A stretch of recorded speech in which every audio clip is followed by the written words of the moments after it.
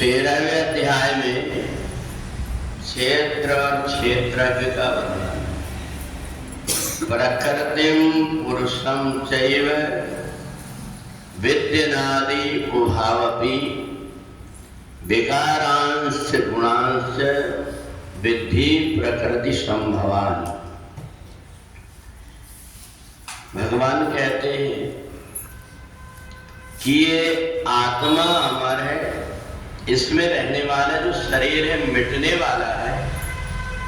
पर एक बात है कि जैसे आत्मा अमर है, ऐसे हम एक जन्म में जो कुछ भी कर्म करते हैं उससे जैसा हमारा स्वभाव बनता है, जैसी हमारी आदत बनती है, वो कई जन्मों तक रहती है। और इसलिए व्यक्ति जब मनुष्य शरीर मिलता है तो भले शरीर को कष्ट होता हो, पर उसको ऐसा लगता है कि सब पशु पक्षी ये सूर्योदय के पहले उठ जाते, इसलिए मेरे को भी उठ जाना चाहिए। क्योंकि उसका जो स्वभाव है, अगर उसने अपने स्वभाव में ध्यान नहीं दिया तो इसका फल उसको कई जन्मों तक भोगना पड़ता है। प्रकृतिम पुरुषम चैव, ये पुरुष भी अर्थात आत्मा भी, और इसमें इंद्रियों के द्वारा जो हमारी वासना बनती वो भी, ये दूसरे जन्म में भी हमारे साथ में जाती। अब कैसे जाती है? जैसे कि बगीचा दूर हो परंतु हवा अपने साथ में सुगंध उड़ा करके ले जा देती है, व्यक्ति समझ जाता है कि आसपास कहीं बगीचा है। कहीं कोई जीव जंतु मरा पड़ा हुआ, वहां से जब वायु आती, भले वो दूर हो परंतु गंध से पता लग जाता है कि कहीं गंदगी पड़ी हुई। बस इसी प्रकार से हम एक जन्म में जो कुछ भी कर्म करते हैं ये हमारा स्वभाव बन जाता है, और स्वभाव बन करके दूसरे जन्म तक के हमारे पीछा करता है। और इसलिए समझदार व्यक्ति बड़े सोच विचार करके चलता है, क्योंकि पर्वत पहाड़ से गिरे तो मरे फिर कई बार। अगर कहीं खाई में, नदी में, कुआं में, पर्वत में, पहाड़ से हम कूद करके मर गए तो एक ही जन्म में गड़ता है, माने मर नहीं पाए हम।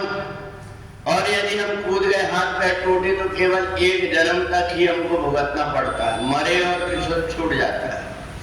पर यदि चरित्र बल बिगड़ गया तो बिगड़े जन्म हजार।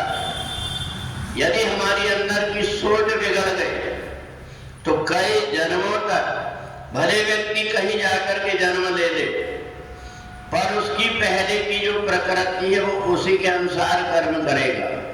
उसको कितना भी कोई व्यक्ति टोके रोके, पर वो गंदगी में रहने वाला है, उसका स्वभाव ऐसा है, वो बिल्कुल उसी ढंग के आचरण करेगा। कौआ को तुम कितने प्रेम से पाल लो, परंतु वो जब कभी बैठेगा तो गंदगी में ही जाकर के बैठेगा, क्योंकि उसका स्वभाव।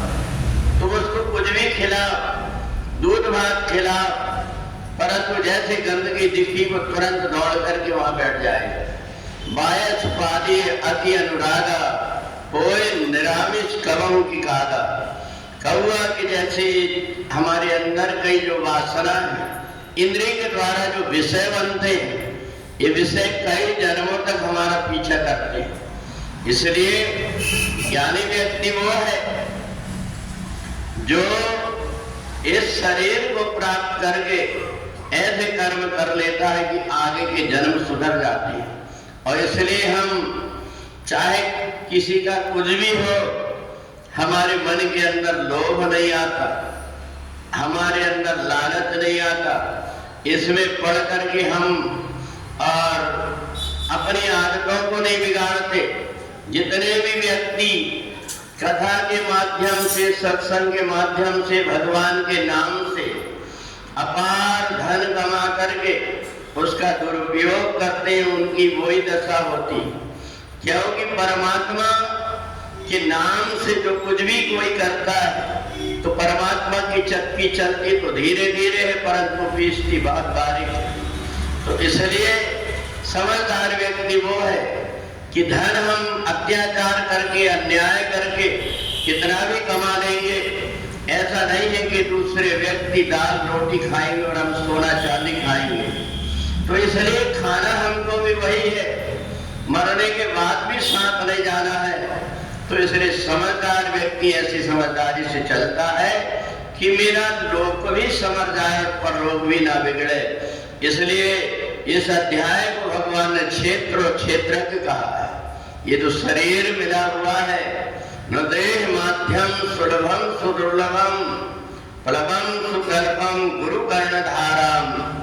यदि ये शरीर मिला है और कोई रास्ता दिखाने वाला हमको मिल जाए, फिर भी अगर हमारा भवसागर से पार ना हो तो हमसे बढ़कर के कोई आत्महत्यारा नहीं होता। इसलिए मनुष्य शरीर प्राप्त करके बड़ी सोच विचार करके व्यक्ति को कर्म करना चाहिए। बोले वृंदावन बिहारी लाल।